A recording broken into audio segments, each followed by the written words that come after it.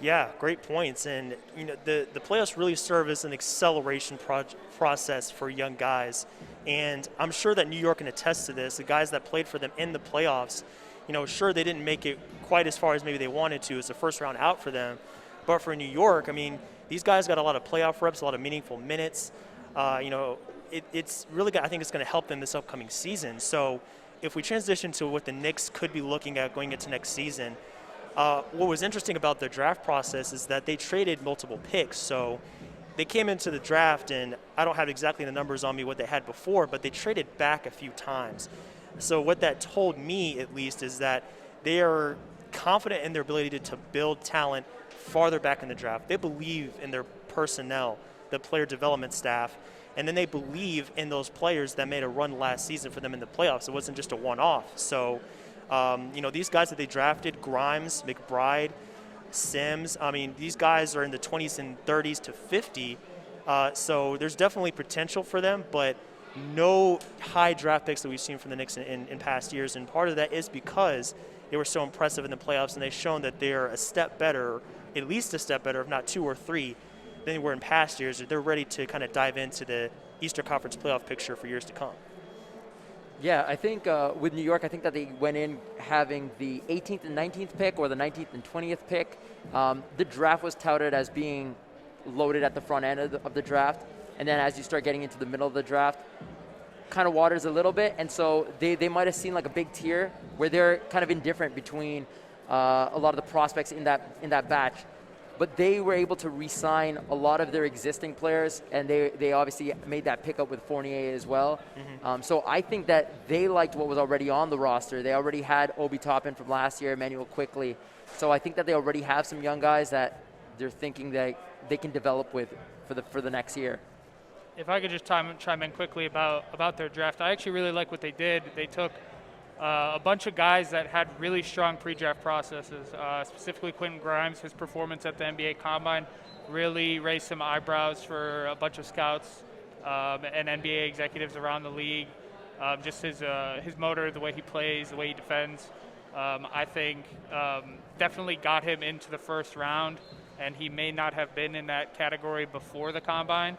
Also, Jericho Sims really helped himself throughout the pre-draft process.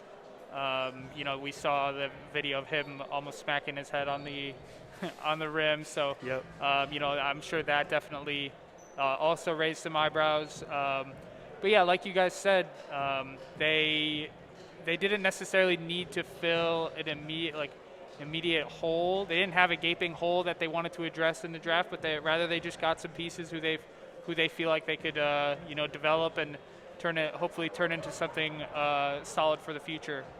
But there was no immediate need addressed in the draft, I could say. But they got valuable assets, and that's what any team can ask for in an NBA draft. So. And guys, we got to remember who the coach is of the New York Knicks. A guy named Tom Thibodeau. He's not exactly, he doesn't exactly prefer to play younger players usually. He usually wants to go with the vets. I think that's part of the reason they re-signed a lot of these guys, like Taj Gibson, Alec Burks, Fournier, the guys with 8, 9, 10 plus years of experience.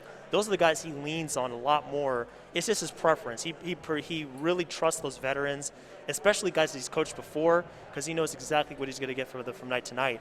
So, it's kind of unfortunate that maybe these guys are on the Knicks, because unless they really just come out here and just blast away day one, kind of like Emmanuel Quickley did early in last season, there might not be a lot of playing time for them, especially since I'm sure Knicks management, the front office, they want to see a run replicated this next season, and they want to go further. They don't want to see them regress back to, let's say, just outside the playoff race, because they were there for so long, and I'm sure Knicks fans are ready for a change of pace. They're ready for some wins. So I think the veterans are going to be leaned into more. Nerlens Noel, they paid the money. You know the coaching preference. I think these guys are going to see a lot of minutes. So, I mean, Oliver, you're spot on. These guys, Sims and Grimes, have potential.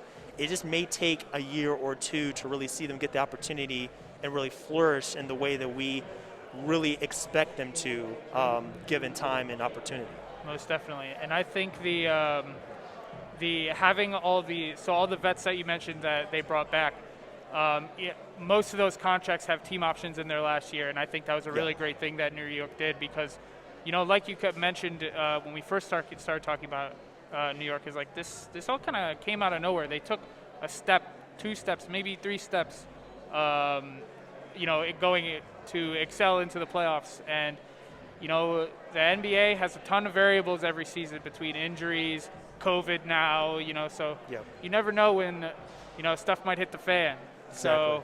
So who knows if it was just kind of a perfect storm for New York last year, and if that's the case, and if they're not able to kind of replicate their season, this past season moving forward, at least they've had that flexibility with those team options where they could move off some of those veteran salaries, create room, and fill some holes that could arise in the future.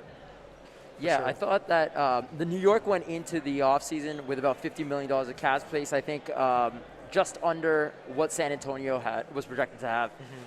The hopes were high, and they used a lot of that cap space very quickly to re-sign a lot of their players. They did. Derrick Rose, Alec Burks, Nerlens Noel, Taj Gibson.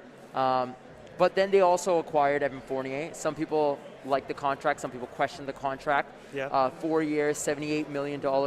But Oliver made a great point.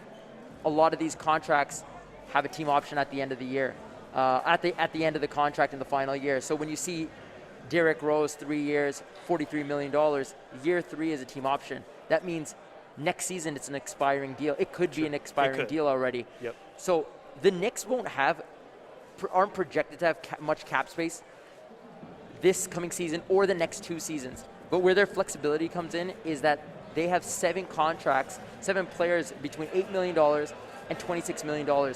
They have flexibility with their cap space because they can create cap space and get off of these contracts very easily. Yeah. So if a player like a Bradley Beal or a Damian Lillard become available and they need cap space next offseason, they can get it. You can move some of these expiring deals very easily and very quickly, and they may not even have to, put a draft pick or anything like that into the deal. These are very solid contracts that they have. And Evan Fournier, a lot of people, what they were asking is, who was going to pay Evan Fournier that amount of money? That's one way to look at it. But he's still a solid scoring option on that team. He's good. He didn't perform too great in the playoffs, and last season was a bit of a down year, but in the Olympics he performed quite well. So we'll see what he does.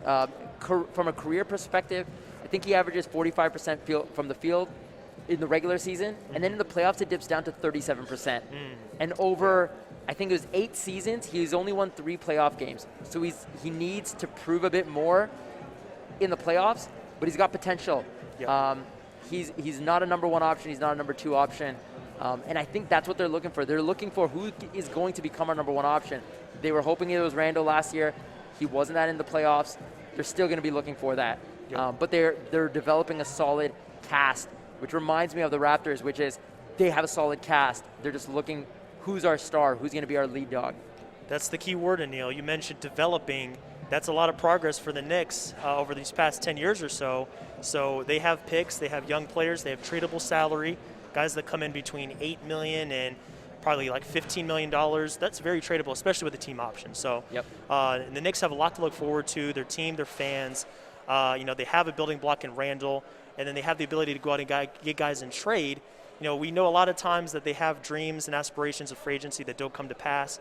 But if you can acquire a guy through trade and really kind of win them over with what you're developing, that's a key way to definitely get to where you want to go in long term, most definitely.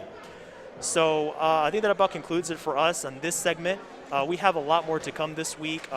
We have some guests we're working on bringing in, and we're going to have a lot more content, salary cap side, summer league focused, player personnel, the whole 9 yards we're going to cover with us and the NTC crew. So thanks for joining us on this segment. There's a lot more to come. Hope you'll join us for what's to come here at the SBC Studio here in Las Vegas. So until next time, guys, take care. We hope to see you soon.